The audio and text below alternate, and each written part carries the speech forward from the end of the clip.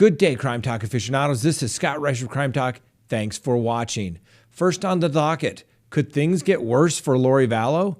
Second, Epstein still causing trouble for the prosecutors.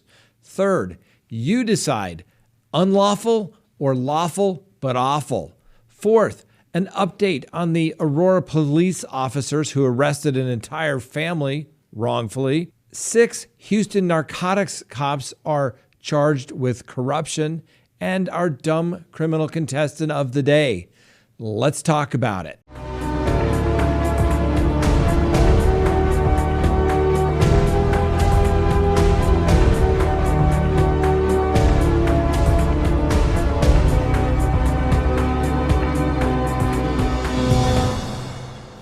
Good day, Crime Talk aficionados. This is Scott Reisch of Crime Talk. Thanks for watching. If you haven't already done so, we'd ask that you hit that subscribe button. Leave us a comment below about what we talk about today. Hit that little bell so that you receive notifications of when we go live or put up new content. And as a reminder, we will be going live tomorrow evening at 6 p.m. Mountain Time right here on YouTube and Facebook. Let's get straight to the docket. That's right. Lori Vallow. Could things get worse? Well, a lot of people sure hope so. Many people are still waiting for authorities in Idaho to charge Lori Vallow with the death of her 2 children, Tylee and JJ. Well, there's some news, if you want to consider that, out of Arizona. The police in Arizona are saying that they are now investigating or continuing their investigation of the death of Lori Vallow's ex-husband. As you may recall, in July of 2019, Charles Vallow, the now ex-husband of Lori Vallow, was shot to death by Lori Vallow's brother, Alex Cox. Alex Cox claims that, yes, I shot Charles Vallow, but it was in self-defense because he tried to hit me with a baseball bat. A lot of people don't think that that's necessarily true, and given the fact that so many people have wound up deceased that happen to be around Lori Vallow, the police in Maricopa County are looking into the matter further. Well, they've been looking into it for a while, obviously since roughly July of 2019, and they say that it could be up to another 6 months. So we have some news that's not really news. Well, what are the police doing? They're looking at the digital data. They apparently have come across or subpoenaed some 10,000 pages of digital documents, digital data that they can look at and see if there's anything in there that would be able to show evidence of a conspiracy between Alex and Lori to show that they were trying to kill Charles Vallow. I don't think that the police are going to be able to come up with anything at this point. We're talking now some 2 years later, and yes, I know cold cases are solved all the time. But if this was a huge priority to the police in Arizona, they would have been on it much faster.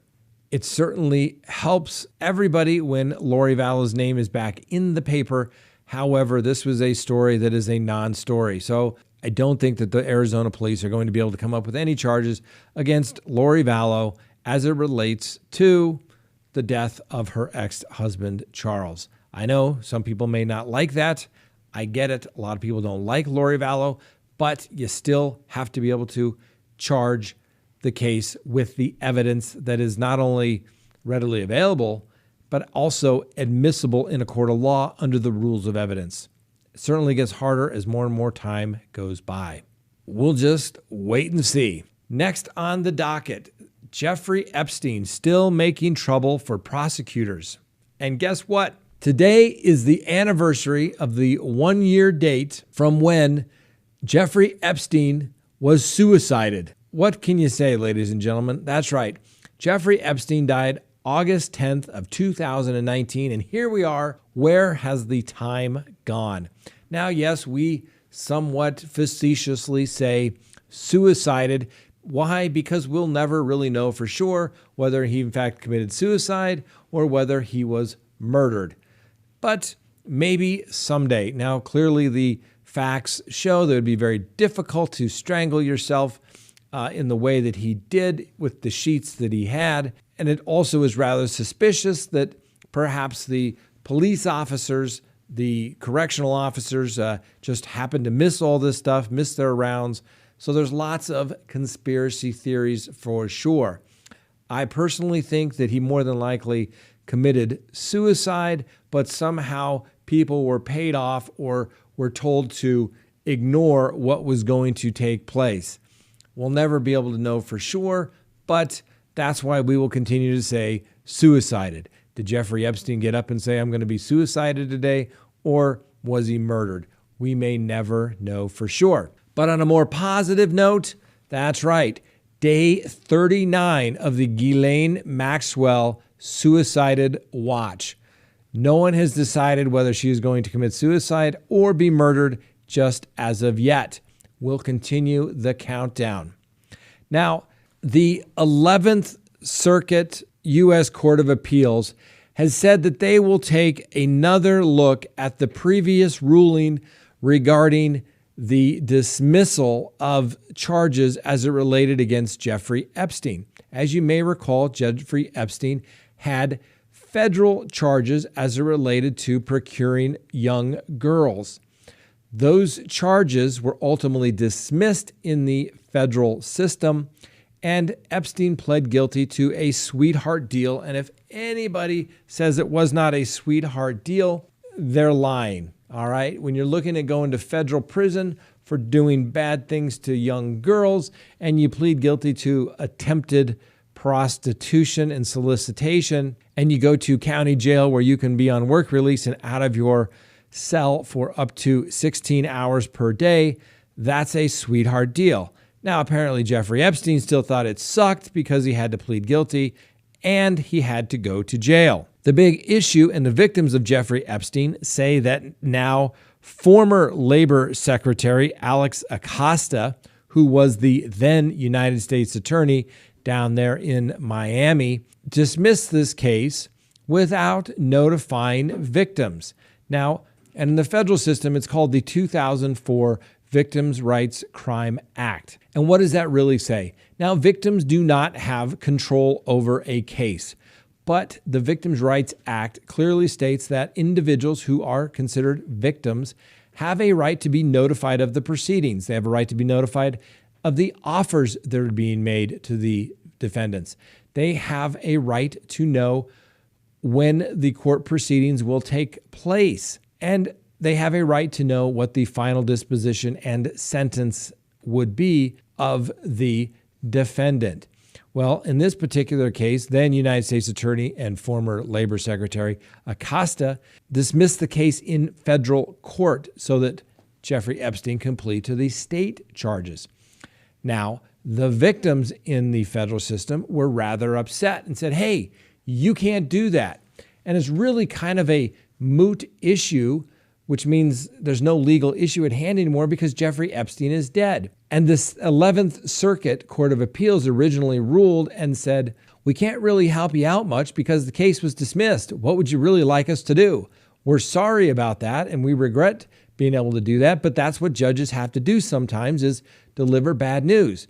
Remember, when you go to court, there's usually a winning party and a losing party. Somebody's going to lose. That may sound cold, that may sound harsh, but that's what happens oftentimes. There's winners and there's losers. Rarely do people both come out winners in the legal system. Needless to say, now the entire 11th Circuit has agreed to hear the matter en banc, which means all of the judges on the 11th Circuit will hear it instead of just a 3-judge panel. Once again, even if the victims were to win, it would be somewhat of a hollow victory. It's not as though they're going to get any relief against Jeffrey Epstein because obviously he's dead. People are already suing his estate. What does it mean? It would say that the United States Attorney acted inappropriately.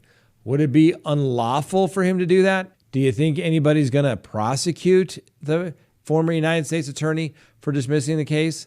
Pretty unlikely. We'll just have to wait and see what the 11th Circuit rules. Next on the docket, there's been a lot of talk these days about police misconduct. We've talked about lots of cases.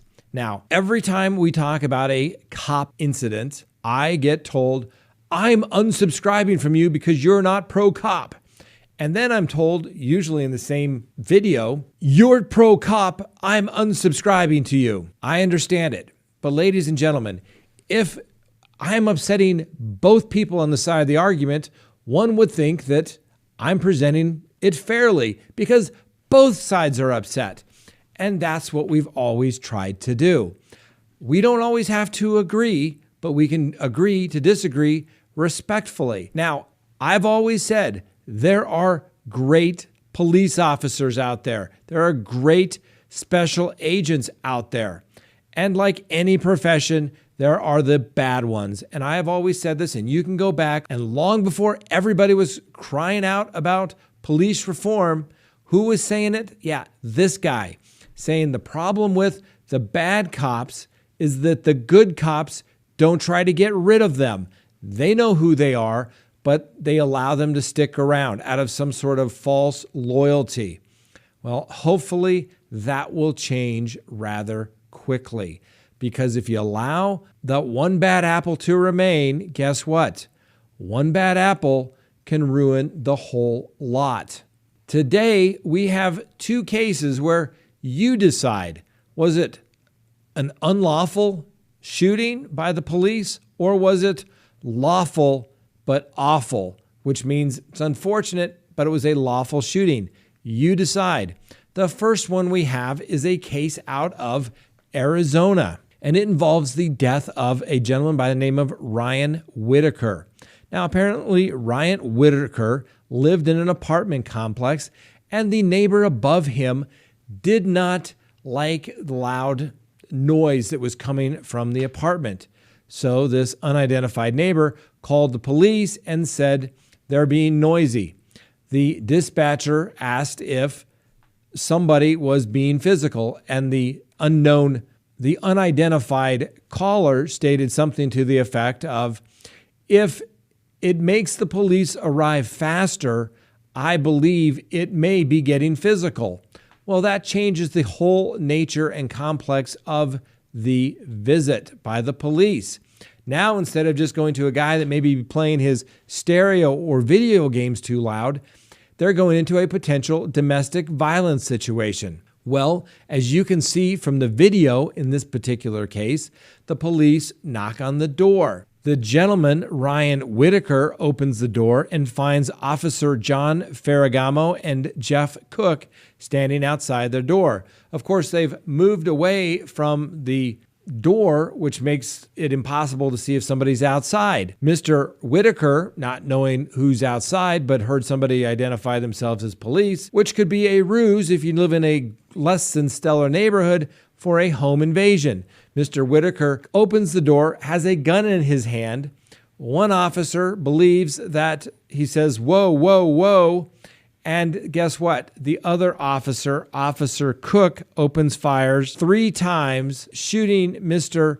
Whitaker in the back. You get to see the video. Take a look at that. Lawful but awful, or completely unlawful? Let me know. The second case comes from the great state of Utah, where this gentleman, apparently while intoxicated, was having an argument in a parking lot in Salt Lake City. As you can see, he has a knife, a very long knife, up against a woman's neck. When the police arrive and they say, let her go, he doesn't let her go. This suspect then actually pulls the victim closer. The police attempted to talk the suspect down, saying that it wasn't worth it. Don't be silly, just chill out, so to speak. He doesn't do that. And when he pulls the victim closer, police open fire and kill him. Lawful but awful, or completely unlawful? Let me know, both in the Arizona case and the Salt Lake City case. Leave me a comment below. Let me know what you think. What does this clearly show? It shows that police make decisions rather quickly. Life and death decisions just like that. And it can completely change not only the police officer's career, as well as the people that are killed, obviously. And it's easy to sit back and second guess and say, ooh, they should have done this, they should have done that. But that's what we do in the legal system. We get to play a certain armchair quarterback when it comes to these types of circumstances. Now, I was in the military, and listen, if you can tell a lance corporal what the rules of engagement are, that you don't fire unless you are going to be actually fired upon, otherwise you know you're going to be court-martialed, the military is able to do that. They drill it into their heads. There's very limited rules of conduct. The rules of engagement for the police seem to be a little more confusing. If the officer simply feels in fear, are they trying to save the individual's life? There's just a lot of gray area. But guess what? There's a lot of gray area in life, and that creates circumstances where people make mistakes. Sometimes mistakes that cost people their lives and their careers. Let me know what you think below. All right, next on the docket. Remember the case we brought you last week? Brittany Gillum, 29, mother of one of several girls and an aunt who were all put on the ground in an Aurora parking lot at a Walmart because the police officer thought that the motor vehicle was stolen. Oops, it turned out that the plate was actually from a different state and went to a motorcycle. Well, a lot of people are upset. Miss Brittany Gilliam, as well as her family, have all retained an attorney by the name of David Lane. David Lane is an exceptional attorney. He will more than likely maximize the pain for the Aurora Police Department and reward these people for having their constitutional rights violated. You don't get to put people on the ground at gunpoint and realize, oops, it's a mistake. Those kinds of mistakes, guess what? Sound expensive. And the district attorney that covers that portion of Aurora, since Aurora is actually quite large and covers 2 counties, but it took place in Arapahoe County. George Brockler, that's right, the district attorney who prosecuted the Aurora Theater shooter case, says that, quote, if our investigation determines that the officers involved committed a crime, I will not hesitate to file charges and prosecute them, end quote. I intend to investigate this matter thoroughly and without appropriate haste, George Brockler went on. We'll see if any crimes were committed or if perhaps a financial sanction against the city is more appropriate. Somehow I think the city is already getting their checkbook out. They're just not sure of how many zeros to put on the check. Take a look at these former detectives in Houston, Texas. The grand jury indicted 6 former Houston narcotics officers that the district attorney, Kim Ogue, announced. In total, there are 17 felony charges, including falsification of search warrants, fraudulent reports of drug purchases, and phony overtime claims. The indictment paints a picture of shady practices, lax supervision that enabled veteran Houston police officers Gerald Goins to instigate a deadly 2019 raid based on a drug sale that never happened. All 6 defendants, 3 officers, 2 sergeants, and a lieutenant worked at the Houston Police Department's narcotic division, which, according to the internal audit, has been plagued for years by sloppy record keeping and loose oversight. Goins, who was employed by the Houston Police Department for 34 years, already faces state murder and records tampering charges, plus federal civil rights and obstruction of justice charges in connection with the January 28, 2019 raid, which was authorized to be a no-knock warrant that Goins obtained based on fictional heroin purchases and resulted in the death of Dennis Tuttle and Regina Nicholas. The couple, who lived in a house, were alleged to have been selling drugs. When the police arrived, they discovered no evidence of drug dealing whatsoever. Former Officer Stephen Bryant already faced state and federal charges for record tampering as well for backing up Goins. Sergeant Clement Reyna faces 3 counts of tampering with government records based upon false statements similar to the one Bryant is accused of making in December of 2018. Rainier claimed to have witnessed Goins' payment to a confidential informant for a drug purchase. Prosecutors say cell phone location data shows that the meeting never happened and that the informant identified by Goins, again, the same person who supposedly bought heroin from Tuttle, denied participating. Rainey is also charged with a theft. Sergeant Thomas Wood is accused of making false claims to have witnessed Goins' payment to a confidential informant. Lieutenant Robert Gonzalez is charged with misapplication of fiduciary property, a felony punishable by up to 2 years in jail for reckless handling of the police department money. The police chief is still being quiet as it relates to this particular situation and saying that it is an isolated incident. However, he did initially say that Goins was a hero right after the shooting and has yet to retract that information. Now, like I said earlier, there's good cops and there's bad cops. But one thing I've noticed over my years of practice is that where things get real shady are the vice and narcotics bureaus, whether it's people doing stings, reverse stings for solicitation for prostitution, narcotics. Things seem to get a little fast and loose, and the paperwork never really seems to go along with what's happening. Maybe that's because most of that stuff takes place during the evening hours or early morning hours when there's not a lot of supervision taking place, and it's kind of the wild, wild west. So when you hear about stories like this, it never surprises me that it comes from the Narcotics Bureau.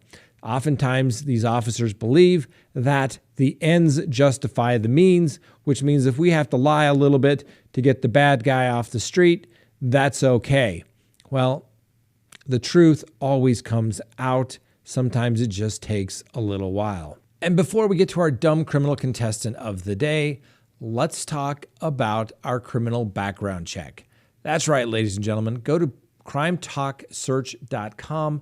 Sign up for your criminal background check subscription so that you can search anonymously anyone you would like here in the United States. You can pull up social media information, telephone numbers, email addresses, criminal history, bankruptcies, civil court records, marital records, as well as civil judgments. If there's one thing that we have talked about, ladies and gentlemen, is you need to know with whom you are dealing with. And I personally use this subscription at my law office. On nearly every case, we run all the witnesses who will be testifying as to criminal history. And there are subscribers that have sent us information. Take a look at this woman. Said that she was getting romantically involved with an individual, signed up for the subscription, and found out that the gentleman had a history of charges relating with wrongs to minors. At least she found out, ladies and gentlemen. You owe it to yourself. If you're going to be getting involved romantically with somebody, maybe you're going to be doing business with somebody. Find out who they are. We've had people say, I was going to go into business with somebody and found out they had a history for fraud. Those are the type of things you find out. There's a small fee that you get charged, but you can cancel at any time. But to have that resource available to you, you'll be happy that you did. Go to CrimeTalkSearch.com and sign up today. Next on the docket, our dumb criminal contestant of the day. But first, let's get to our dumb criminal contestant of the week last week. That's right. We only had 2 dumb criminal contestants last week because of our schedule. First was Mark Gray, the man who broke into the bank and only stole hand sanitizer. We have 82-year-old Carrie DeVan, who was cited with DUI in a single golf cart accident when Mr. DeVan hit a tree. And Mr. DeVan's defense was that Trump made him do it. That's right. President Trump made him do it. Apparently, Mr. DeVan became so irritated by watching the president's press conference that he began to drink and drink and drink, whereupon he got into his golf cart in the adult neighborhood and ultimately was in a single golf cart accident. That's right. Mr. DeVan, you are our dumb criminal contestant of the week, and I will be using my background subscription service that can be found at CrimeTalkSearch.com, getting your information and mailing to you a Crime Talk mug. Because Mr. Devan, you deserve it. Maybe just put a little cup of joe in here this time and not a little adult beverage for sure. Now, if you would like to get your own merch, hit the link below. You don't have to become a dumb criminal, and frankly, you can get lots of cool stuff, so go check it out. Now, our dumb criminal contestant of the day.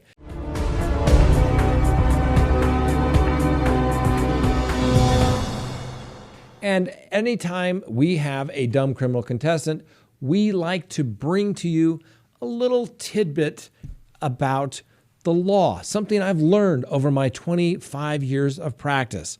Well, it sounds a little cliche, but you've all heard the saying, the criminal always returns to the scene of the crime. Well, that's right. That's what happened to Mr. Brian Duffy. He's a 40-year-old man. He has an extensive criminal history, but he apparently was quite upset with the 7-Eleven clerk the other day about the cost of his frozen treat, the Slurpee. Well, ultimately, he backhanded the drink that was being held with the attendant, and some of the Slurpee slush got on the attendant. The police were called, but Mr. Brian Duffy had left the store, so they were unable to apprehend him. But that didn't stop Mr. Duffy. Oh no. That's right. He came back the following day to get himself another Slurpee. Whereupon the clerk called the police and said, "That's the same guy that slapped the Slurpee from me the day before." Well, guess what? Mr. Duffy talked to the police. And although he doesn't really recall what took place as it relates to the Slurpee slush being placed on the attendant, he does recall having a discussion about the cost of the Slurpee. So, Mr. Duffy, you are a dumb criminal contestant of the day because A, you returned to the scene of the crime. B, you talked to the police. All right, Mr. Duffy, had you learned anything, if you'd watched the Crime Talk series here, you would know not to talk to the police. Now, you talked to the police and said, well, yes, I was there, but I didn't hit the Slurpee onto the attendant. Guess what? Don't care. You just corroborated half the story, so the police are going to believe that you are telling the truth on the part that corroborates the complaining victim's story, and it's obvious that you are lying about the rest. Oh yeah, and Mr. Duffy, they apparently could tell that you were in fact lying because there's video of the entire incident. Mr. Duffy, you are our dumb criminal contestant of the day. Congratulations. If you can keep it up, you can be our dumb criminal contestant of the week, which will be announced a week from today. Thanks for watching Crime Talk. We appreciate everyone who watches. We've had a couple of really great months where we have had between 1.7 and 1.9 million views per month. Thank you, thank you, thank you. We know there's lots that you could be doing, and the fact that you take the time to watch us does not go unappreciated. Thank you very much. Have a great day. We'll see you tomorrow on Crime Talk, and don't forget, we go live tomorrow at 6 p.m. Mountain Time. Hope to see you there.